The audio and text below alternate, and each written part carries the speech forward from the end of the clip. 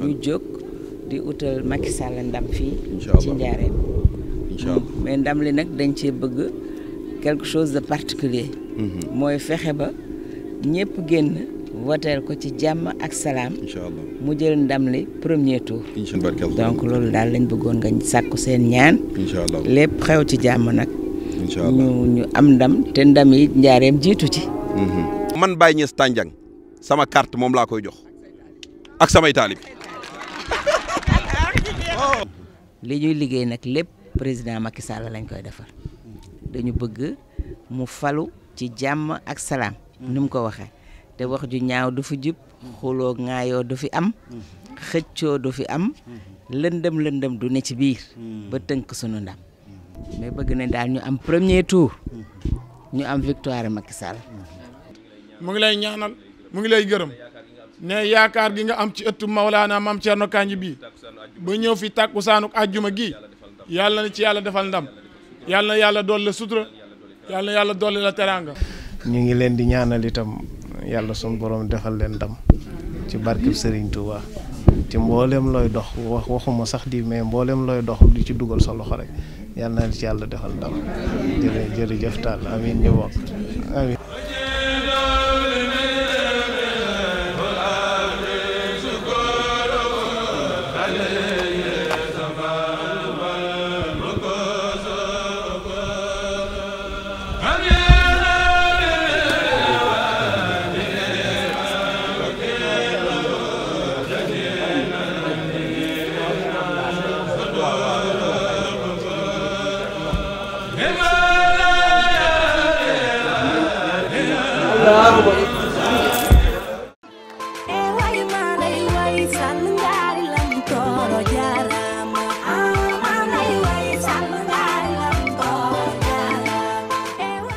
ñun dey parti allié yi ànd ak coordinateur Sayer bi ak Maître Gueye dañoo toog xam ne Njaareem ci boppam am na lu fi jaar ci politique ba yegg si fii tey amaana duñ ci yegg waaye tey fi ñu toll nii ci politique tey ci Njaareem gii gis nañu ne Aminata Tall ci boppam la ñu xam ne ci jaar-jaaram ci politique xam-xamam ci politique relation ci politique ak yéeneem ci Njaareem ñun jàpp nañu ne bu ñu àndee ak moom liggéey te dugaluñ ci naafeq dugaluñ ci dara li mu bëgg ci Njaareem dina am ndax am na lu feeñ déjà yéen ñëpp teg ngeen seen bët. nit ñaa ngi yor seeni 4x4 nag yor seenu xaas di jaay procès waaye yéen procès safu leen bu leen kenn jënd wooteel leen Macky Sall fal Aminata Tall la présidente jigéen ju man góor. na nit ñi jëli seen carte ndaje mi neex na xumbeen bi neex na waaye li ëpp solo mooy jour scrutin bi dimanche 24 février na ñëpp teel a yeewu oto yi dina taxaw ci centre de vote yi ni ma xame ngeen daan am taxawaay noonu def leen ko jëli leen nit ñi jëli leen mag ñi jëli leen ñi mënta dox ñëpp dugal bulletin wu Macky Sall ci urne yi bu ko defee ca 6 heures ñu ni vive Macky Sall vive la coalition Benno Bokk Yaakaar pour une large victoire au premier tour. Je vous remercie.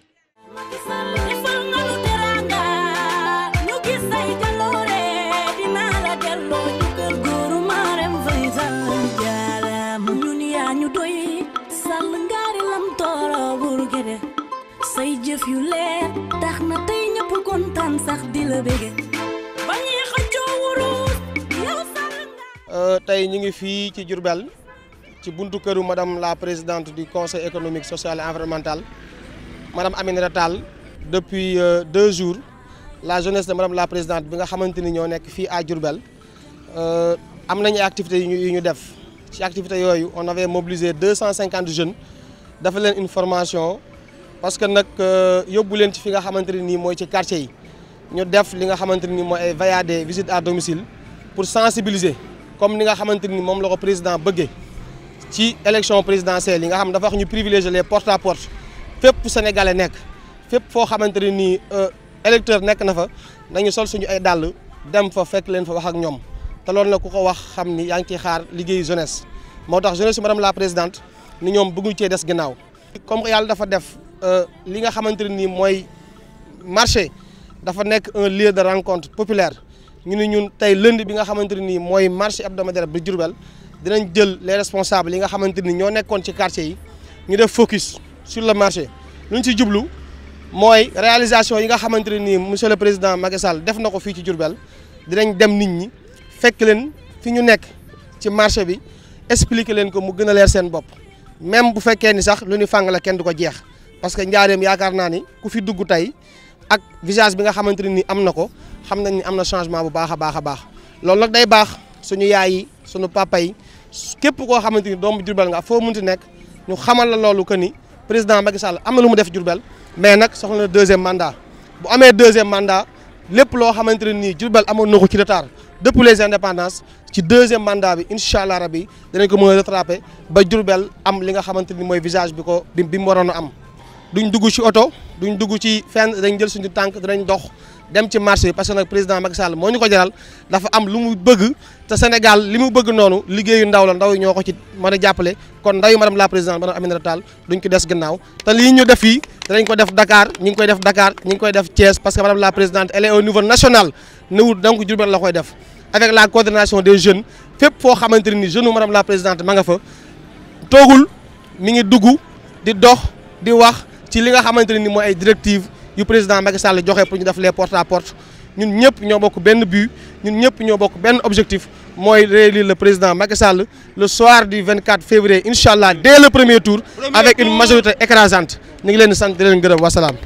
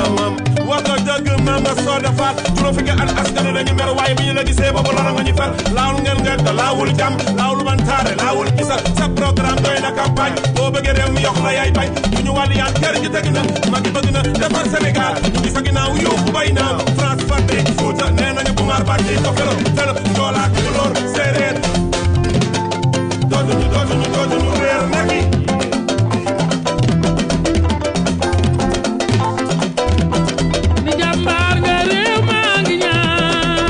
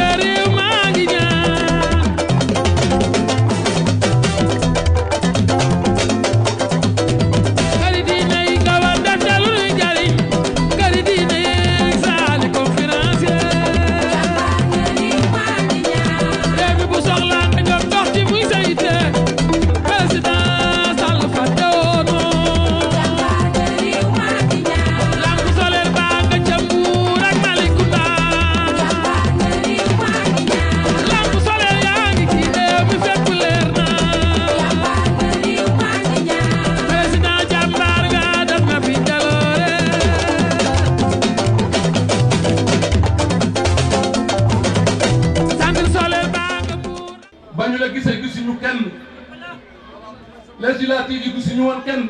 yaa ànd ak Soda Mama mi keroog ba ngay ñëw da nga ñaaj xaaju guddi si gil yëmbal yëpp man bu ma jàpp bàyyi keroog laa xam ne góor piir la njaboot gi nag sa njaboot la kenn raxu la ci man lépp lu ma yilif Aminata sa njaboot la. Je vois aujourd'hui un Yeumbeul Sud debout pour la réélection du président Macky Sall au premier tour. tàccu leen loolu. Gis naa seen engagement ci wàllu développement. Gis naa seen engagement en termes de responsabilité. Gis naa seen engagement ci wàllu solidarité. ñëpp nañu tàllal si loxo wax Macky Sall yàlla na ko yàlla may victoire dès le premier tour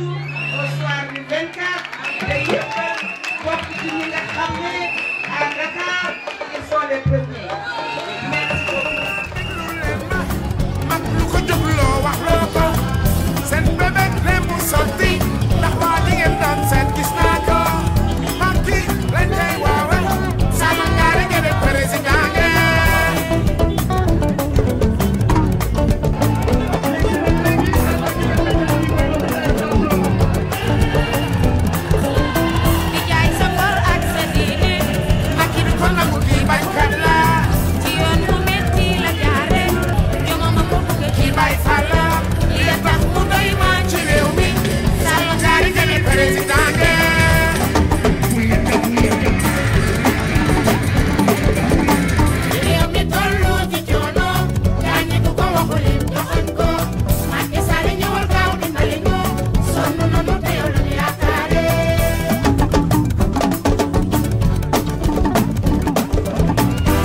Sénégal Macky ngi nii alhamdulillah yàlla ko indi lu waay di laaloo booba duy la amul Macky Sall mii mat na président Macky dafa yaru te am na diine lool am na yërmande alal jiitalu ko am na kóllëre waay bari jàmm lool yaayam gërëm na ko. Diourbel jusque-là a remporté la palme de la mobilisation. waxuma li nekk ci mbedd mi. Mais ce stade est archi comble, donc bravo Diourbel, Aminata Tall bravo, Dame Diop bravo, responsable de Diourbel bravo. dëkk bi symbole le président de la République kon boo fi ñëwee tey ñu ne Diourbel est le cœur du Sénégal victoire boo am yàgg naa ko wax. te Diourbel bokk ci loxoom safu ca booba victoire du neex kon nag jom boobu ak pas-pas boobu am nañ ko góor ak jigéen kilifa diine yi kilifa aada yi sant na la ndax sa liggéey ndax sa jom ndax sa pasteef ndax sa takku ndax yaakaar bi ñu am te tasuloo ko ndax bi nga ñëwee Diourbel visage am changé na sonnoon nañu lool ci yaakaar ju tas waaye nag alhamdulilah rabbil alamina bi nga xamee ne coono boobu ak xeex boobu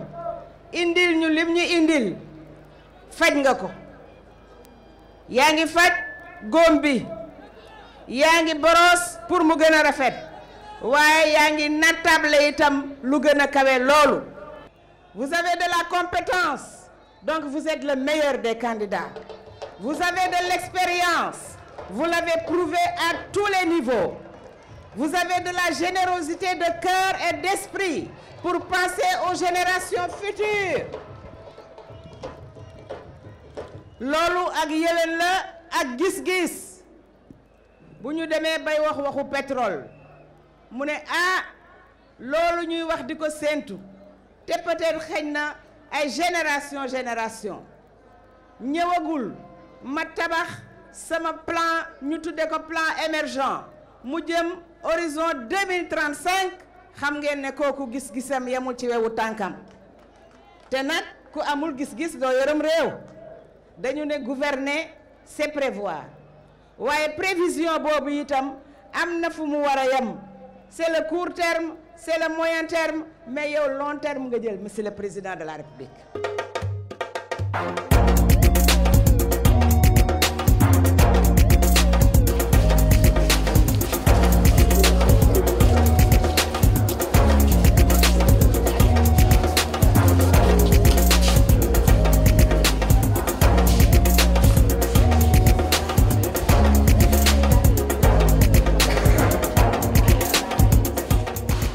En revenant de Dakar, où je me suis acquittée de mon devoir de citoyen, donc où j'ai voté au centre Kléber, je suis venue à Diourbel pour superviser et voir le travail qui avait été fait par nos responsables locaux, où ça en était en termes de résultats. La première assurance que j'ai, c'est que j'ai trouvé ces mêmes responsables sur le terrain. Ce qui veut dire qu'il y a un suivi permanent dans le travail de sensibilisation, dans le travail de mobilisation et dans le travail d'effort fourni pour atteindre les objectifs que nous sommes fixés, c'est-à-dire la victoire du président Macky Sall au soir du 24 février dès le premier tour. Donc, au vu de ce que j'ai vu dans les différentes salles de classe où se déroulent les élections, nous avons déjà atteint la barre de 50% en moyenne. Cela me semble extrêmement rassurant. Entre 13h et 14h, franchir déjà les 50%, c'est absolument rassurant. Et surtout que ça s'est passé dans une atmosphère de parfaite sérénité, de convivialité, parce que quand on gagne, on n'a pas besoin de faire du bruit. On n'a pas besoin également de créer des histoires ou chercher des buzz. Et ici, je vois la sérénité des responsables, mais j'ai vu également l'engagement de nos militants qui veulent que leur candidat passe le plus tôt possible et se sont passés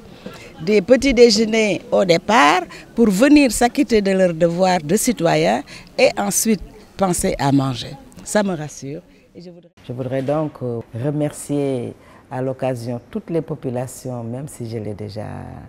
fait, du Sénégal, qui ont contribué à cette victoire. Remercier également tous les acteurs qui ont participé à la vulgarisation de ces éléments de réponse à ce que nous appelons aujourd'hui une victoire acquise. Je pense que m'évaluer dans cela,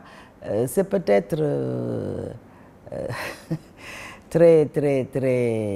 très osé. Chacun y a participé, quel que soit le niveau de participation, et chacun a donc son mérite d'y avoir donné du sien. Macky est un frère, si je peux me permettre, mais il me permet de le dire. Macky est un ami, si je peux me permettre, et il me permet de le dire. Macky est un confident, même si on ne doit pas dire qu'un président est mon ami, parce que on a l'habitude de dire que Bour amul mbokk. Mais lui, c'est mon frère, c'est mon ami, c'est mon confident. Et donc, c'est une histoire. Sa relation avec nous, c'est une histoire. Et l'histoire n'a pas de limite. C'est le temps. Le temps est toujours témoin de l'histoire. Donc, c'est l'infini, comme on dit en mathématiques. Donc, nous l'accompagnerons dans tout son magistère, tout au long de son magistère et au-delà. Nous aurons également une autre forme d'accompagnement, puisque là, c'est un accompagnement politique, dans la sincérité, dans la loyauté, dans la fidélité et dans la contribution positive.